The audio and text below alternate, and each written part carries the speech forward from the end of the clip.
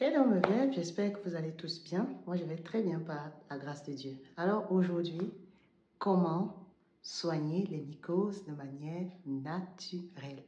C'est l'objet de notre vidéo aujourd'hui. Reste scotché. Moi, c'est la douce Florence. Aujourd'hui, je m'adresse particulièrement aux femmes. De toute façon, j'ai remarqué que j'ai plus d'abonnés femmes que d'hommes. Alors, c'est un sujet qui me tenait particulièrement à cœur parce que déjà, je suis une femme et que c'est un des problèmes que nous avons toutes. L'une d'entre vous a déjà au moins eu des mycoses.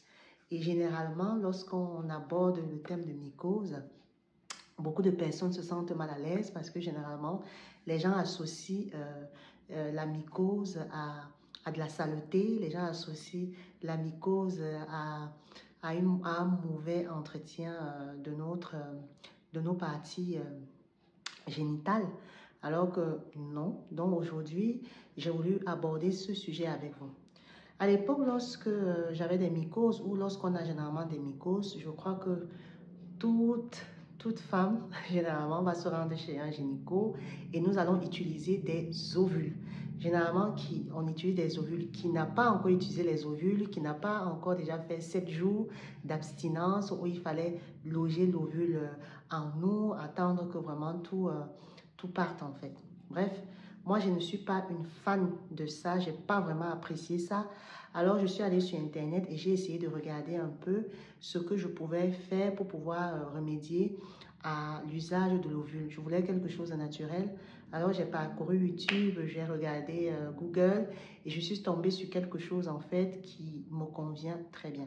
Alors, l'objet de cette vidéo, je partage donc avec toi des astuces ici pour pouvoir remédier à ce problème de mycose de manière naturelle. Alors, mais bien, déjà avant de te proposer ce que j'ai découvert, j'aimerais déjà partager avec toi la définition de la mycose. Généralement, la mycose, c'est une bactérie en fait que chacune des femmes peut avoir, comme je l'ai dit au début de la vidéo. Et pour être terre à terre, généralement, la mycose se manifeste à travers, par exemple, la démangeaison que nous aurons de manière externe au niveau de notre vagin ou également à travers de grosses pertes blanches. Et comme je le disais en début de vidéo, généralement, lorsque nous avons ces deux indices, on va les associer à une saleté intime. Alors que non, la mycose n'est pas nécessairement une saleté intime, c'est tout simplement, généralement, quand vous êtes excessivement propre. Ça veut dire quoi? Quand vous utilisez beaucoup, par exemple, de produits chimiques ou de produits pour votre toilette intime. Généralement, il est préconisé en termes de pratiques de propreté intime d'utiliser que de l'eau. Alors, si vous avez l'habitude de beaucoup utiliser des produits, si vous avez l'habitude de mettre des vêtements, des sous-vêtements très serrés, alors vous êtes sujette à mycose. Donc, la mycose, mes BF ici, il faut bien l'entendre. Je ne suis pas médecin, je ne suis pas spécialiste, mais la mycose n'est pas nécessairement liée à la saleté vaginale. Une fois de plus, comme je le dis toujours, je vous ai fait une vidéo avec le clou de girofle qui permet de remédier aux odeurs vaginales. Mais si ça ne marche pas et que ça persiste, il est toujours recommandé quand même d'aller voir un médecin.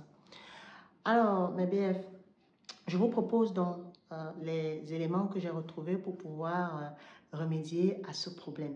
Vous aurez besoin de pas grand-chose. Quand on parle de naturel ici, c'est quelque chose que nous avons à portée de main et que nous n'avons pas nécessairement le temps ou cette intuition de l'utiliser.